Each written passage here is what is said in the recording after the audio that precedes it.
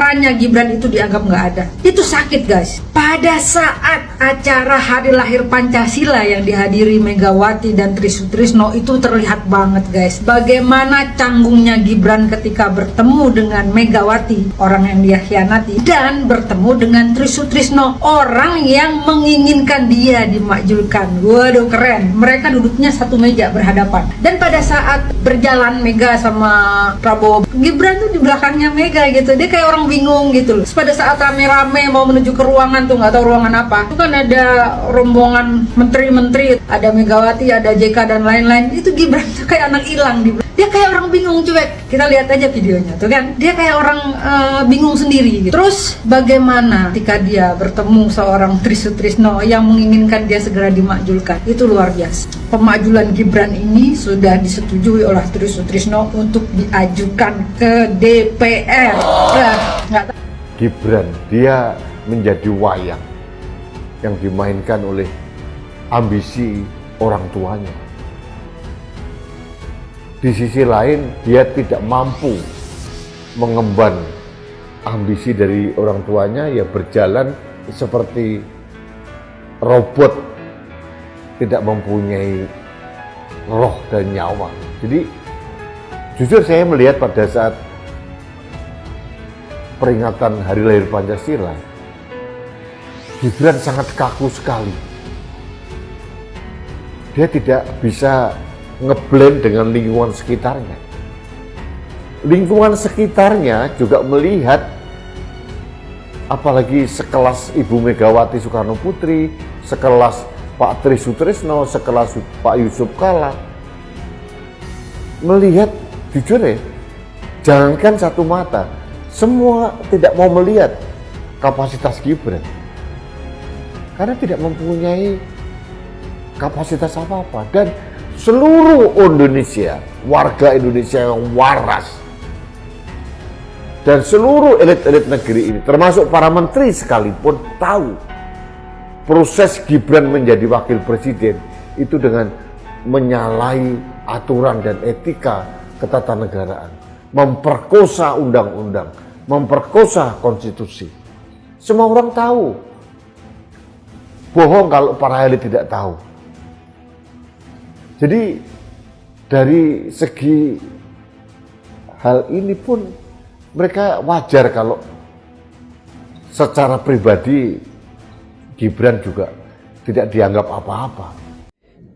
Peristiwa ketika Presiden Prabowo dan Megawati menghadiri acara peringatan hari lahirnya Pancasila, hal yang sebetulnya biasa kan, itu adalah soal event kenegaraan. Tetapi yang menarik, netizen kemudian mulai melihat bahwa ada yang kurang fit and proper, kurang tepat atau kurang pas, karena Gibran yang wakil presiden justru berjalan di belakang Megawati yang ketua partai PDIP. Tentu konteksnya adalah ketegangan politik, atau sebut aja ketegangan awalnya sekarang jadi konflik politik antara PDIP dengan Presiden Jokowi itu. Dan Gibran tidak lagi dilihat sebagai wajah dari kekuasaan, tetapi wajah dari Jokowi pada akhirnya kan. Kepala Kantor Komunikasi Kepresidenan Hasan Hasbi menanggapi isu Presiden ke-5 RI Megawati yang cuekin Wapres Gibran saat upacara Hari Lahir Pancasila pada Senin 2 Juni 2025. Ia menilai isu itu hanya gosip belaka, oleh karena itu dia enggan berkomentar lebih lanjut terkait isu yang tidak jelas tersebut. Sebelumnya, Gibran sempat mengobrol dengan Megawati di dalam holding room sebelum memasuki tempat upacara Hari Lahir Pancasila di Gedung Pancasila. Bahkan hal itu diakui oleh Ketua MPR RI Ahmad Muzani. Ia mengatakan suasana pertemuan Gibran dan Megawati berlangsung cair.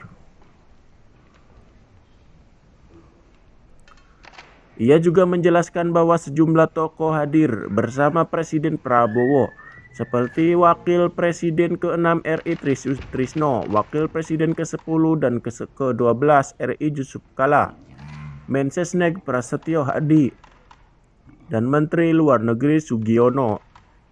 Dalam holding room, kata Muzani, Gibran duduk berhadapan dengan Megawati. Ia menilai suasana kekerabaan dalam holding room merupakan gambaran yang sangat baik antara tokoh politik. Ketika Presiden Prabowo dan Megawati menghadiri acara peringatan hari lahirnya Pancasila, hal yang sebetulnya biasa kan, itu adalah soal event kenegaraan. Tetapi yang menarik, netizen kemudian mulai melihat bahwa ada yang kurang fit and proper, kurang tepat atau kurang pas. Karena Gibran yang wakil presiden justru berjalan di belakang Megawati yang ketua partai PDIP.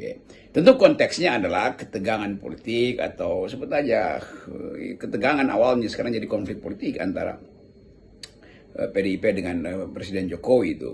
Dan Gibran tidak lagi dilihat sebagai wajah dari kekuasaan, tetapi wajah dari Jokowi pada akhirnya kan.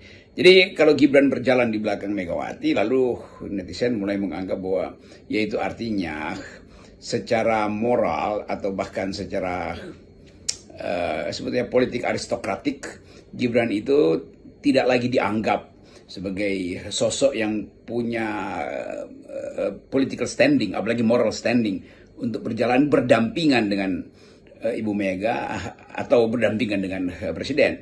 Nah, ini yang unik di kita, soal konflik politik, ketegangan politik, atau konfrontasi politik akhirnya harus dianalisis melalui bahasa tubuh para tokoh. Dan bahasa tubuh itu memang lebih mudah untuk kita baca ketimbang statement-statement diplomatik di antara para komunikator politik, atau ulasan-ulasan yang sifatnya sekedar ya menutup-nutupi kondisi yang sebetulnya. Jadi kondisi real dari politik kita terbaca di dalam persaingan bahasa tubuh antara Ibu Mega dan Wakil Presiden itu Pak Gibran tuh. Ini sah sebagai model baru untuk melihat potensi ketegangan politik dengan mengurai suasana yang diliput oleh satu peristiwa kemarin soal hari lahirnya Pancasila. Lalu terlihat bahwa ada kecanggungan pada saudara Gibran tuh, dan kecanggungan itu tentu bagi mereka yang doyan untuk mengamati bahasa tubuh tercermin di dalam langkah atau prosesi menuju panggung ketika Ibu Mega berjalan dan sejajar dengan Presiden, tapi Gibran berjalan di belakang Presiden. Itu mungkin biasa juga, tapi berjalan di belakang Megawati. Jadi kelihatannya sosok Gibran ini yang sebetulnya officially adalah seorang wakil presiden kehilangan marwahnya, kira-kira begitu, atau ya memang kehilangan marwahnya karena problem-problem sebelumnya. Sangat terlihat memang Gibran ini ya benar-benar apa yang terjadi, sudah mulai ada yang jarak yang sangat jauh dengan Pak Prabowo dalam berkaitan dengan hal-hal yang bersifat kenegaraan, terutama misalnya ketika Presiden Prabowo menerima tamu-tamu dari negara seperti Perdana Menteri Cina, kemudian yang terakhir Presiden Prancis, bahkan yang juga banyak disoroti saat Perdana Menteri Cina pulang ke tanah airnya, yang mengantar dan melepas kepulangannya di Bandara Halim itu malah Menko Agus Harimurti Yudhoyono, bukan Gibran. Atau mungkin kita bisa terangkan lebih lengkap, tersingkirnya Gibran di dalam koordinasi komunikasi politik. Ada nggak kata itu ya? Koordinasi komunikasi. Ya boleh kita sebut aja. Karena kita tidak lihat lagi Gibran itu menonjol di dalam koordinasi komunikasi politik beliau. Dalam beberapa hari yang lalu kita lihat Pak Agus Harimurti yang mewakili negara untuk dalam beberapa seremoni menjemput atau mengantarkan kepala negara Perancis dan Perdana Menteri Cina untuk pulang.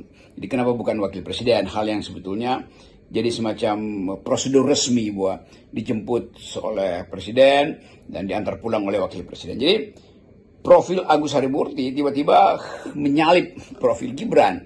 Lalu orang mulai bertanya-tanya, ada persiapan apa di belakang pergantian profil ini? Apakah Demokrat akan menduduki porsi yang lebih kuat di dalam transaksi politik dibandingkan dengan geng Solo, kan semua itu jadi pertaruhan analisis kan. Tapi kita mulai memang membaca bahwa tuntutan untuk melengsarkan Gibran itu mempengaruhi opini publik besar.